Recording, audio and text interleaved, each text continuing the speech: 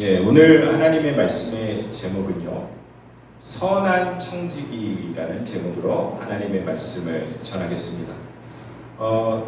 우리가 1장, 2장의 말씀은 좀 종말론적인 거시적인 내용을 다룬다. 특별히 산소만이신 예수 그리스도께서 우리의 능력이 되신다. 특별히 부활하신 예수 그리스도께서 우리의 산소만이 되신다라고 하는 제목으로 말씀을 전했습니다.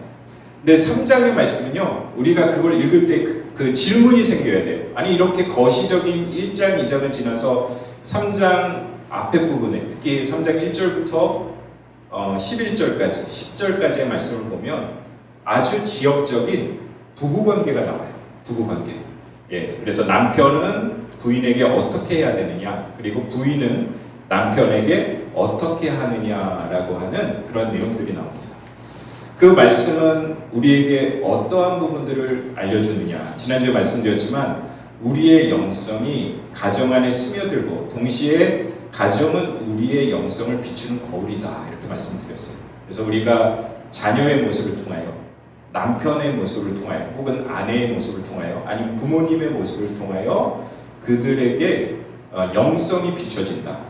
그래서 가정사역이 얼마나 중요한지를 말씀을 드렸죠. 그래서 아까 제가 요한복음 20장 21절 말씀에 말씀을 드렸는데, 아버지께서 나를 보내신 것 같이 나도 너희를 보내노라. 우리 서번트 교회의 중요한 그 모토가 뭐냐면 예배로 모이고 그리고 선교로 흩어진다, 이겁니다. 근데 흩어지는 교회는 우리가 선교지로 갈 뿐만 아니라 하나님께서는 제일 공간인 가정으로 보내셨어요. 가정 가운데서 우리가 하나님의 은혜를 어떻게 전할 것인가, 복음에 합당한 삶을 살아갈 것인가, 그 부분이 너무너무 중요하죠. 그래서 베드로전서 3장은 선교적 가정을 다룬다, 이렇게 말씀드렸습니다. 선교적 가정을 다룬다. 그런데 그 말씀과 연장선상에서 오늘 4장 말씀에서는 하나님은 큰 가정, 곧 교회 공동체 전체가 말세 가운데에 어떻게 살아갈 것인가에 대한 말씀을 나누고 있습니다. 그래서 제가 이제 지난주에 말씀드렸던 게 하나님이 유일하게 창조하신 두 공동체가 있다고 했죠. 그렇죠? 첫 번째 공동체는 어떤 공동체죠? 가정 공동체. 두 번째는 교회 공동체입니다. 심지어는 뭐 정부라든지 아니면 나라, 아니면 여러분들이 소속되어 있는 클럽, 이런 거는 하나님이 창조하신 공동체가 아닙니다. 그래서 3장에서는 가정 공동체를 이야기한다면 4장에서는 교회 공동체에 대한 이야기를 하고 있어요. 그런데 이 4장의 말씀은요, 세 가지의 질문에 대한 대답입니다. 정확하게 기억하십시오. 세 가지 질문. 첫 번째 질문은 마지막 때를 사는 크리스찬, 바로 우리가 어떠한 시선을 가지고 세상을 살아가야 될 것인가에 대한 내용을 다루고요. 두 번째 내용은 그 시선은 구체적으로 우리의 삶, 태도에 어떻게 적용돼야 되는가에 대한 내용입니다. 그리고 마지막으로는 하나님께서는 각자에게 은사를 주셨습니다. 믿으십니까? 여러분들에게 은사를 주셨어요. 그러면 그 은사를 말세에 우리가 무엇을 위하여 사용해야 될 것인가에 대한 내용입니다. 이 세 가지의 질문을 오늘 본문 말씀은 분명히 대답을 하고 있다라는 거예요. 근데 7절 말씀을 보십시오. 7절 말씀은 이렇게 시작합니다. 만물의 마지막이 가까이 왔으니, 이렇게 말씀을 하세요. 근데 여기에서 만물이라고 하는 것은 우리가 보고 만지는, 경험하는 모든 것들을 이야기해요. 세상에 여러분들 보고 만지고 경험하는 많은 그 만물들이 있죠. 하나님이 창조하신 피조물이 있습니다. 그런데 모든 것은 시작이 있으면 끝이 있다, 이렇게 말씀하세요. 그래서 여러분, 봄이 지나면 어떻습니까? 여름이 오고 그리고 가을이 오고 겨울이 오는 것처럼, 그리고 우리의 생체 리듬에도 아기 때가 있으면 또 노년의 시대가 있어요. 저는 그 노년의 시대에 대한 그 관심이 많은 사람입니다. 우리가 어떻게 하나님 안에서 마무리를 질 것인가. 그리고 소명은 여러분 끝이 없습니다. 우리가 세상의 일터에서 직업에서는 은퇴가 있지만 소명에는 은퇴가 없다. 그래서 이제 나이 들매 소명에 대한 이야기들도 제가 많이 하는데, 이렇게 세상은 처음이 있으면 끝이 있는데 하나님은 어떤 분이신가요? 하나님은 그것과 다른 분이시죠. 그래서 성경 말씀에 보면 하나님은 알파와 오메가 되신다. 알파와 오메가는 그리스어에서 알파벳의 처음과 끝을 이야기하죠. 그러니까 하나님은 시간에 구애받지 않은 주제이십니다. 그러나 인간은 다르죠. 우리는 시간에 제한이 되어 있고 우리는 시간표가 있습니다. 7절 말씀을 다시 한번 보세요. 다 같이 한번 읽겠습니다. 7절 말씀. 다시 한번 보세요. 거기에 보면 마지막이라고 하는 단어가 있는데 이 단어는 텔로스라고 하는 단어입니다. 텔로스. 마지막. 그런데 마지막은 또 다른 의미가 있는데 목적, 완성, 성취. 마지막 때에 완성이 된다. 성취된다. 이런 의미가 있어요. 그래서 흥미로운 것은 우리가 신약 성경을 천천히 읽어보면 이 텔로스, 말세, 완성이라고 하는 단어가 42번이 나옵니다.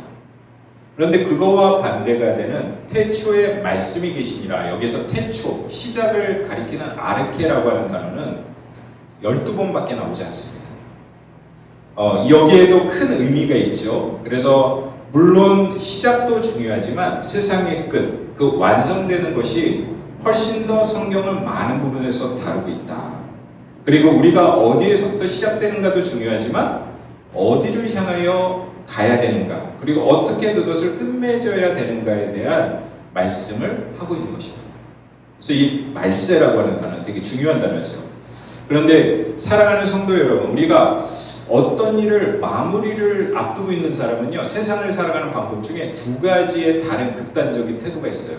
첫 번째 사람은 끝까지 최선을 다하는 것이에요. 쉽게 얘기하면 내일 지구가 망하더라도 사과나무를 심는 최선을 다하는 그런 태도. 그러나 또 하나는 자포자기한 채 모든 것을 손을 놓아버리는 태도입니다. 여러분 이제 1992년에 어디에 계셨습니까? 한국에 계셨습니까? 미국에 계셨습니까? 여기 계신 분들 중에서 92년에 태어나지 않으신 분들도 계시는 것 같은데요. 근데 1992년에 한국에 아주 큰 사건이 있었어요. 이 다미성교회라는 교주 이름이 이장님이라는 분이 계신데 그 사람이 시한부 종말론을 이야기했어요. 그래서 10월 28일 1992년에 예수님이 오실 것이다. 근데 그 당시에 다미성교회는요, 전국에 173개의 교회가 있었습니다. 그리고 8,000명이 있었어요. 꽤 많은 사람들이죠. 그 사람들이 모여서 하얀 한복을 맞춰 입고 기도하기 시작합니다. 그게 이제 그 당시에는 이제 뉴스가 9시 뉴스였거든요. 9시 뉴스에 이렇게 나오는데 많은 사람들이 염려를 했습니다. 그 이유는 무엇이냐면 시한부 종말론자들이 진짜 예수님이 오지 않는 경우에 실망을 해서 뭐 한국에서나 아니면 세계 곳곳에서 극단적인 행동을 하는 경우가 많았습니다. 그래서 많은 사람들이 많이 걱정했죠. 그런데 여러분, 예수님 오셨습니까? 그때? 안 오셨습니다.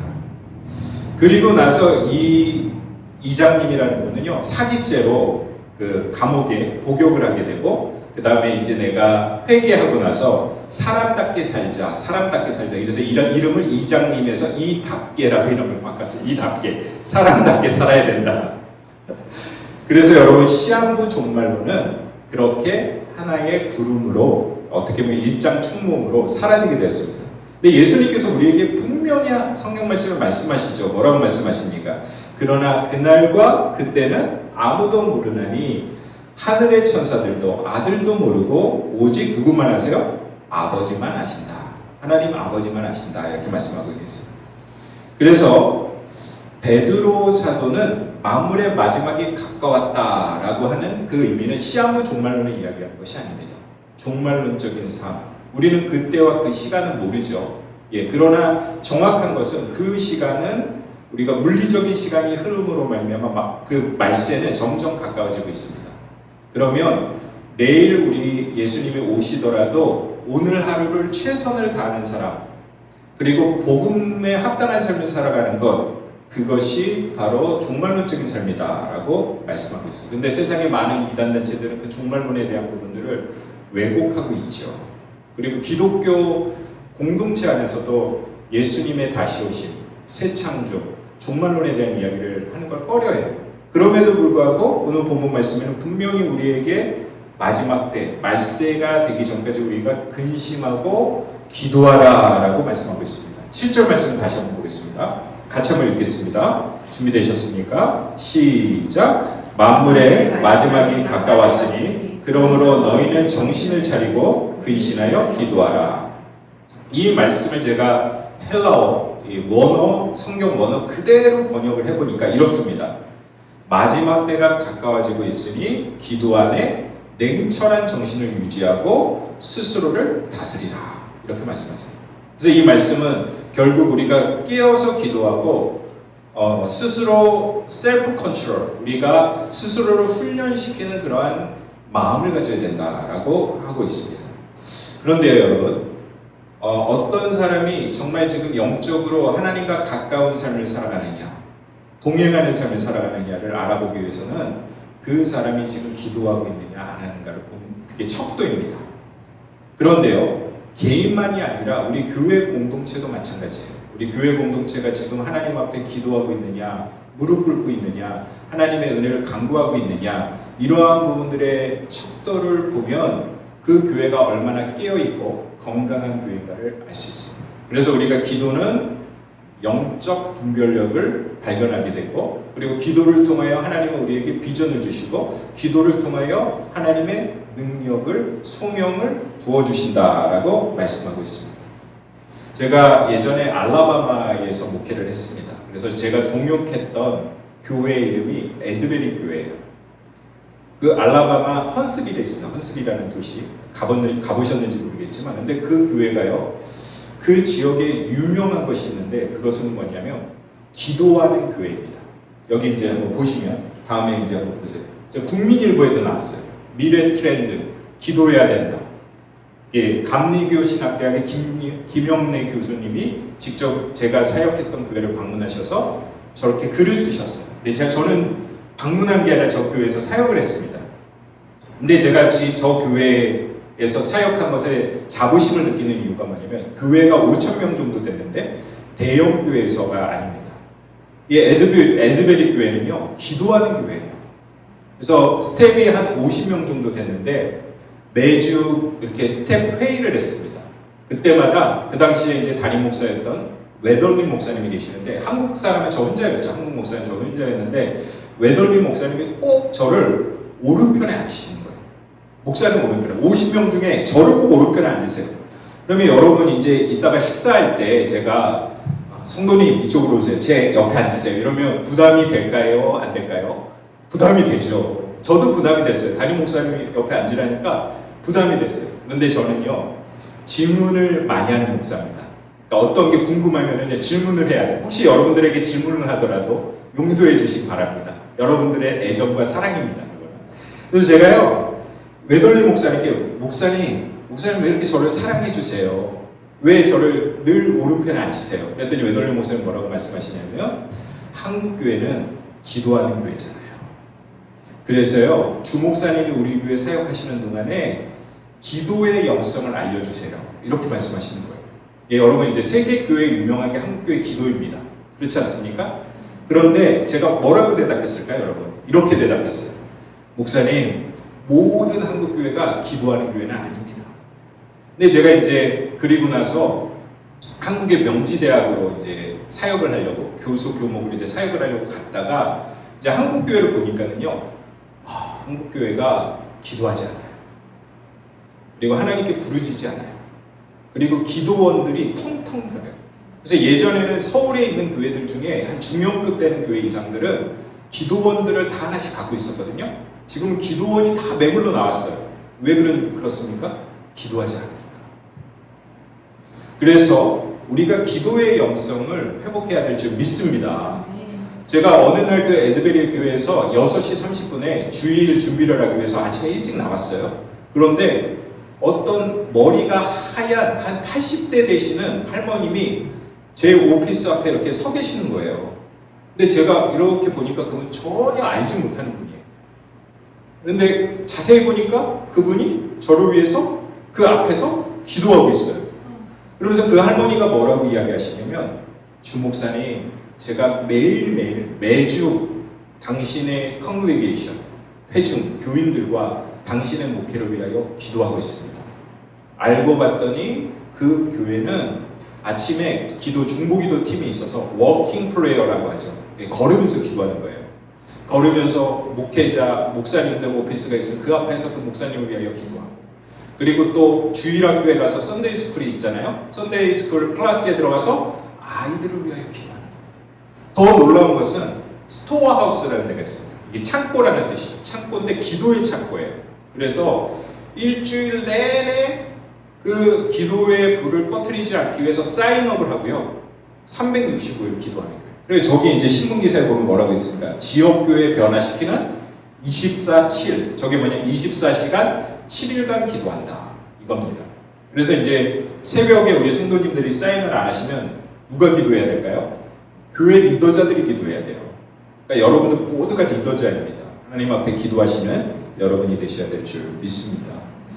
여기서 근신하라라고 하는 것은 스스로를 셀프 컨트롤한다 이런 의미인데, 자기 절제는 기도가 없으면 할 수가 없습니다.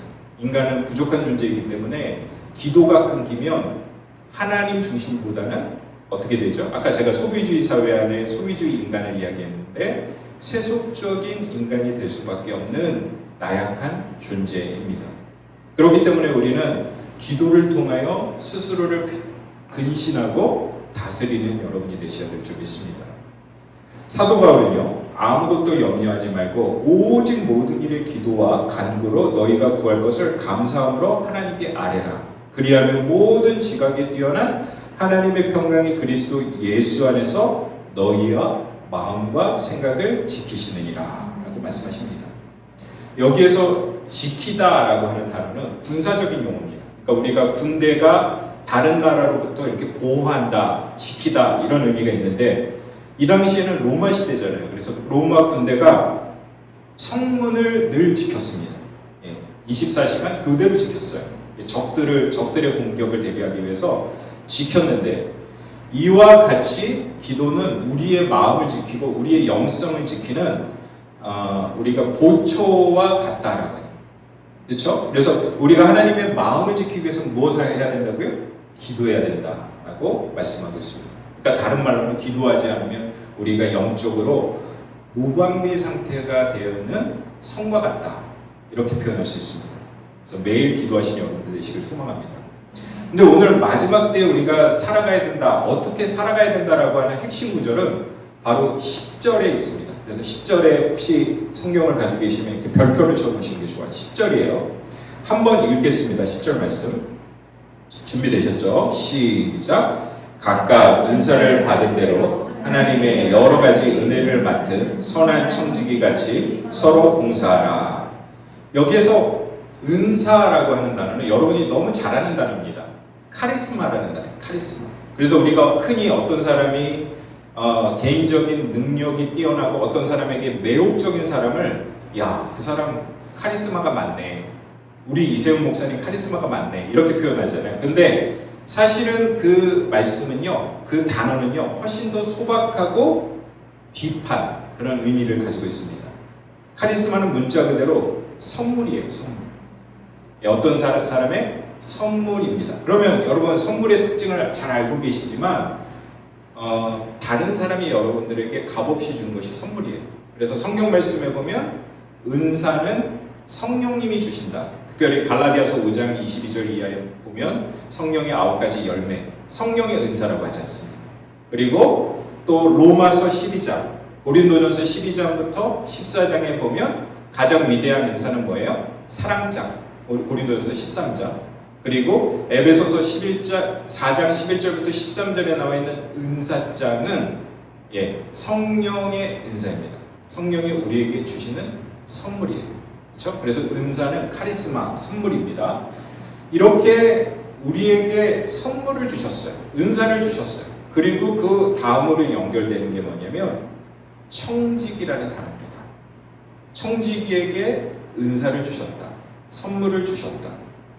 그런데요, 여러분, 이 청지기라는 단어는요, 주인의 집에서 주인을 대신해서 살림을 맡은 관리를 이야기해요. 그렇죠? 특별히 가정과 연관이 되어 있습니다. 가정에 주인이 있고, 그리고 그것을 맡아서 주인 대신에 살림을 하는 사람을 주로 청지기라고 이야기를 하는데, 여기에서 그 가정은 어디일까요? 교회 공동체를 이야기하는 겁니다. 그래서 여러분들이 카리스마, 은사, 그것을 하나님께서 선물로 주시는 이유는 교회 공동체를 온전히 세우기 위해서 은사를 주셨다는 거예요. 그러니까 은사와 청지기는 연결이 됩니까? 연결이 안 됩니까? 긴밀한 연결이 된다라는 거예요. 그래서 하나님께서는 우리에게 그 소명과 그리고 교회를 위탁하셨다라는 것입니다. 머리 되시는 분은 누구세요? 예수 그리스도시죠. 그런데 여러분, 제가 좋아하는 소설이 있어요. 여러분들은 읽어보셨는지 모르겠는데요. 완장이라는 소설이에요. 완장. 예, 한국에 저기 보시면 완장 유흥길이라는 분이 1983년에 장편 소설을 쓰셨는데 한번 여러분도 한번 읽어보세요. 참 재밌어요. 근데 MBC에서 저거를 드라마로 만들었어요. 그래서 이 드라마를 보신 분들은 올드 제너레이션입니다. 영 제너레이션 아니에요. 저는 정말 재밌게 봤거든요. 근데 이 완장이라고 하는 그 소설 그리고 드라마의 주인공이 누구냐면 여러분 조형기 배우 아세요? 연기파 배우죠. 요즘엔 잘 안 나오는데 예전에 참 감초 역할을 많이 하셨던 분인데 우락부락하게 생기셨죠. 눈도 부리부리하고 이 조용기 배우가 주인공인 임종술이라는 사람의 역할을 합니다. 이 임종술은요 쉽게 얘기하면 한량입니다. 아무 일도 없이 낚시터에서 낚시만 하는 사람, 그리고 다른 사람들에게 시비 걸고 이렇게 좀 어떻게 보면 불량한 사람이에요. 이 소설에 보면. 그런데 이 임종술이라는 주인공이 인생을 바꾸는 경험을 합니다. 그게 뭐냐면 저수지 주인이었던 최 사장이 이 저수지, 자그마한 저수지의 주인이에요. 근데 그 저수지에 허락도 안 받고 낚시를 하는 사람들이 많으니까 임종술에게 완장을 채워줘요. 노란 바탕에 이 파란색으로 써있는 감독이라는 완장을 이 팔에다가 채워줍니다. 그런데 그 보잘것없는 비닐 완장이 종술의 새로운 삶의 근거가 돼요. 완장을 찬 임종술은 의기양양해집니다. 많은 사람들을 폭력을 행사해요. 저수지에 막 기웃기웃거리는 사람한테 폭력을 행사하고 그 사람들에게 위세를 부려요. 심술을 부려요. 그런데 여러분 더 웃기는 것은 이 완장을 준 사람이 누구예요? 최 사장이죠. 근데 최 사장에게도 심술을 부려요. 그러다가 마지막에는 쫓겨나는 그런 이야기입니다. 근데 마지막 장면이 저는 가장 떠올라요. 이 조용기 배우의 마지막 장면. 어떻게 되냐면 저수지에 물을 빼는데 물이 빠지죠. 이제 물이 빠지는데 그 노란색 바탕에 파란색으로 감독이라고 써있던 완장이 물에 휩쓸려서 떠내려가는 그 장면을 보면서 저는 바로 그 청지기 정신이 생각이 났습니다. 우리는 이 소설을 웃으면서 보았지만 마치 우리가 청지기인데 하나님께서 우리에게 맡겨주셨는데 그 일들을 주인 행세를 하는 경우가 있지는 않은가라는 생각이 듭니다. 저도 이러한 경험들을 좀 했습니다. 예전에 이제 제가 정말 사랑을 많이 받고 그리고 사역했던 교회가 있었는데요. 그 교회에 장로님이 한 분 계셨어요. 그런데 이제 그 장로님이 참 교회 개척부터 헌신을 하셔가지고 교회를 잘 세우시고 교회 건축도 하고 또 교회가 은혜 가운데 성장을 했습니다. 근데 그 원로 장로님은 한 가지 정말 덕이 안 되는 행동을 하셨어요. 그게 뭐냐면 주일날 이따가 저도 이제 여러분들을 위해서 축도를 할 겁니다. 축도가 끝나기 전에 먼저 밖으로 나가셔서 식당에 가장 먼저 줄을 서시고 식사를 하셨어요. 근데 담임 목사님도 그분에게 어떠한 이야기를 못했고 심지어 후배인 장로님들도 그 원로 장로님에게 어떠한 이야기도 못했습니다. 이제 제가 그 교회에서 사역을 했었는데 제가 떠나고 나서 그 장로님 때문에 교회가 큰 어려움을 경험했다라고 하는 이야기를 듣고 참 씁쓸한 마음을 가졌습니다. 그렇습니다. 하나님이요 우리에게 직분을 주시고 그리고 하나님이요 교회의 리더를 세우시고 또 하나님의 교회를 세우기 위해서 은사를 주신 이유는 무엇입니까? 완장을 차지 말고 내가 주인 되지 말고 하나님의 선한 청지기가 되라 이렇게 말씀하고 있습니다. 그런데요 제가 10절이 중요한 구절이라고 말씀드렸죠. 그런데 10절과 연결되는 부분이 8절과 9절입니다. 8절에 보면 베드로는 성령께서 주시는 다양한 카리스마, 그 선물 중에서 특히 두 가지를 꼽아서 중요한 부분을 연결을 시킵니다. 하나님께서 이 두 가지의 선물을 8절에는 사랑이라고 이야기하고요. 그리고 9절에는 대접이라고 하는데, 대접은 여러분 어려운 말로는 환대이고요. 영어로는 hospitality입니다. 대접, 환대, hospitality. 그런데 왜 이 두 가지의 선물을 특별히 강조하셨을까요? 아까 제가 은사장 여러 장 이야기했잖아요. 거기에 보면 다양한 은사들이 많이 나옵니다. 근데 이 말씀에는 왜 특별히 사랑과 환대에 대한 은사를 강조했을까? 그것은 말세의 때가 가까우면 사람은 자기의 중심적으로 변하기 때문에 사랑과 환대가 필요하다는 것을 강조하는 것이에요. 그래서 첫 번째, 여러분 8절 말씀 한번 같이 한번 보겠습니다. 읽으실까요? 같이? 예, 준비가 되셨으면 시작! 무엇보다도 뜨겁게 서로 사랑할지니 사랑은 허다한 죄를 덮느니라. 뭐라고 말씀하십니까? 사랑은 허다한 죄를 덮는다, 이렇게 이야기해요. 근데 여기 사랑은 당연히 아가페적인 사랑이죠. 무조건적인 사랑인데 사랑이 두 번 나옵니다. 서로 사랑할지니 사랑은 허다한 죄를 덮느니라. 그런데 죄는요, 단수가 아니라 복수예요. 여기에 허다한 죄라고 나오는데 사실은 복수형으로 죄들입니다. 세상에는 많은 죄들이 있죠. 우리가 짓는 죄 중에 뭐 아시겠지만 원죄도 있고 자범죄도 있고. 근데 죄의 특징을 잘 알아야 돼요. 그리스어에서 죄라고 하는 것은 양궁 경기와 같아요. 하마르티아라고 하는데 양궁 경기와 같습니다. 그래서 여러분 우리 한국이 참 양궁 잘하죠. 예. 그래가지고 막 금메달도 많이 따요. 예를 들면 이제 양궁의 중앙을 맞히면 거기를 10점이라고 합니다. 그걸 이제 또 다른 용어로는 골드라고 해요. 골드. 10점. 딱 그러잖아요. 이게 방송할 때. 그런데 죄는요, 하나님 중심적으로 나가지 않고 골드를 맞히지 않고 예를 들면 10점을 쏴야 되는데 외곽으로 아예 3점을 쏘든지 빵점을 쏘는 것. 그 표적을 제대로 뚫지 못하는 것을 죄라고 이야기합니다.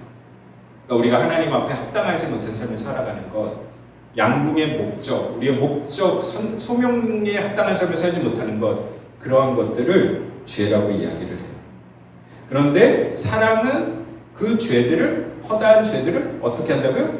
덮느니라, 이렇게 말씀하세요.